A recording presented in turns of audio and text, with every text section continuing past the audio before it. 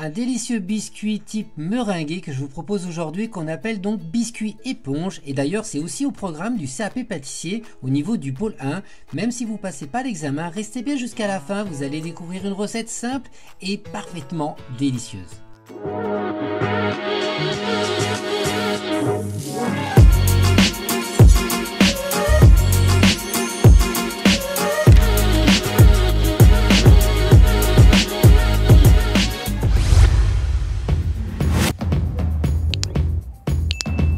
Recette idéale pour accompagner un café ou tout simplement vous préparer pour passer l'examen du CAP pâtissier. En tout cas, dans cette recette, il va vous falloir de la farine, de la poudre d'amande, du sucre glace à la fois pour la recette et aussi pour les saupoudrer à la fin. Il va vous falloir aussi des blancs d'œufs, donc si vous n'avez pas d'ovo produits, des blancs, vous allez devoir donc clarifier des œufs, donc séparer les blancs des jaunes. Il va falloir également du sucre semoule et des amandes hachées normalement, mais ici dans cette vidéo, j'ai ajouté donc des amandes effilées à la place d'amandes hachées. Ça marche aussi très bien.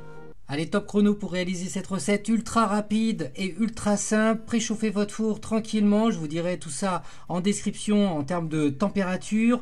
Pendant ce temps-là, donc vous allez donc peser déjà tous les ingrédients, n'oubliez pas, et on va tamiser donc 3 ingrédients essentiels, la poudre d'amande, la farine et le sucre glace. C'est surtout utile pour le sucre glace, par moment il y a des grains, donc c'est vraiment important pour avoir quelque chose d'homogène de bien tamiser. Donc tamisez bien, écrasez comme ça avec la paume de la main sur le tamis pour enlever vraiment tous les petits grains jusqu'à temps d'obtenir une poudre bien fluide et bien homogène, et vous réservez ensuite le récipient de côté. Et on va maintenant monter les blancs pour réaliser une belle meringue. Comme je vous ai dit en début de vidéo, ça fait partie des familles des biscuits meringués, un peu comme des macarons. Bon, ici dans cette vidéo, je vais monter les blancs à la main juste pour vous impressionner. Non, je vais me fatiguer. Vu la petite quantité, franchement, c'est pas mal de le faire à la main. Et évidemment, vous pouvez multiplier la recette x2, x3, x4 et le réaliser au robot. Et en même temps, je me dis, pendant que je suis en train de vous montrer mes mains en train de monter les blancs, je vais vous donner quelques conseils pour savoir monter les blancs correctement à la main. En même temps, au CAP, si jamais vous passez l'examen, ça peut arriver que le batteur soit pris, donc vous allez devoir réussir à monter les blancs à la main. Et vous, par exemple, qui avez déjà un diplôme ou pas du tout, vous êtes juste passionné, je vais vous expliquer ici quelques conseils quand même pour savoir monter les blancs à la main. Donc dans un premier temps, il faut avoir un récipient parfaitement propre, pas de jaune d'œuf, avec vos blancs et un récipient. Quand je dis propre, évidemment qu'il est propre, mais surtout pas gras du tout. Donc faites attention d'avoir un récipient vraiment nickel de chez Nickel. Ensuite, comme vous voyez, je retourne légèrement mon saladier, et mon saladier est assez grand par rapport à la surface des blancs, donc prévoyez un saladier assez large, assez grand.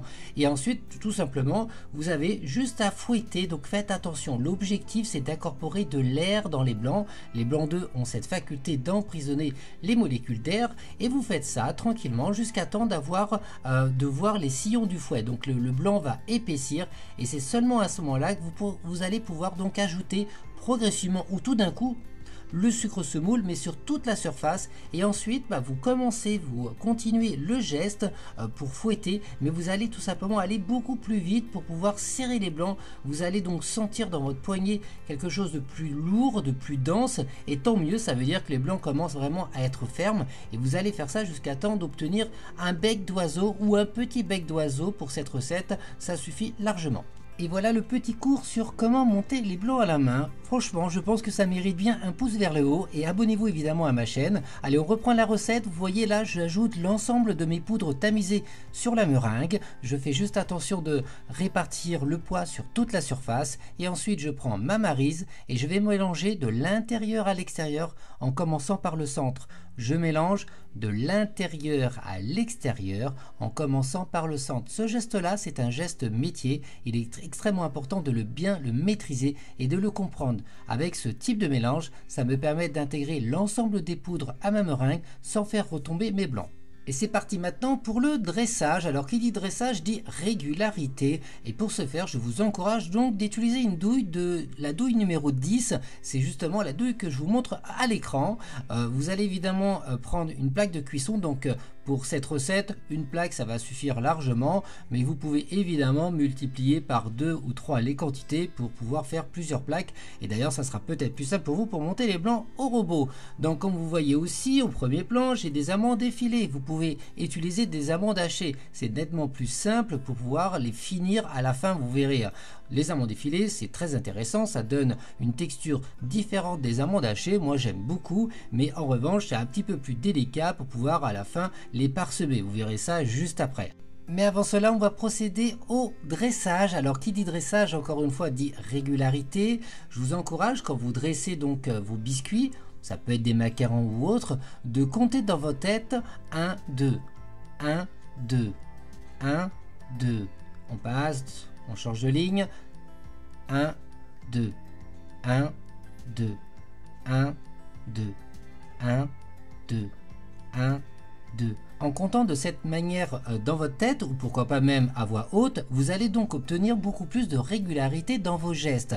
Essayez et laissez-moi un commentaire juste en dessous. En tout cas, à ce stade, et une fois que donc votre plaque est terminée, que votre four est préchauffé, n'oubliez pas, quand on enfourne, on doit enfourner dans un four chaud. On va donc parsemer vos macarons, vos biscuits éponges, donc d'amandes hachées si vous le souhaitez, ou d'amandes effilées. Mais je vous garantis que tout de suite, avec des amandes effilées, c'est un petit peu plus galère, parce qu'une fois que vous avez donc parsemé l'ensemble de votre plaque avec les amandes effilées ou les amandes hachées, on va donc tapoter la plaque pour enlever l'excédent. Et je peux vous dire qu'avec les amandes hachées, c'est nettement plus simple, parce que les amandes hachées sont plus petites, donc elles vont se retirer facilement. Et ici, il va falloir finaliser donc le fait d'enlever le restant d'amandes, l'excédent d'amandes. C'est un petit peu plus long, et on peut aussi imaginer de remplacer les amandes effilées par des pistaches concassées, légèrement torréfiées. Bref, à votre guise. Et on les enfourne, et pendant ce temps-là, on prévoit une grille pour pouvoir donc ensuite refroidir donc vos pièces.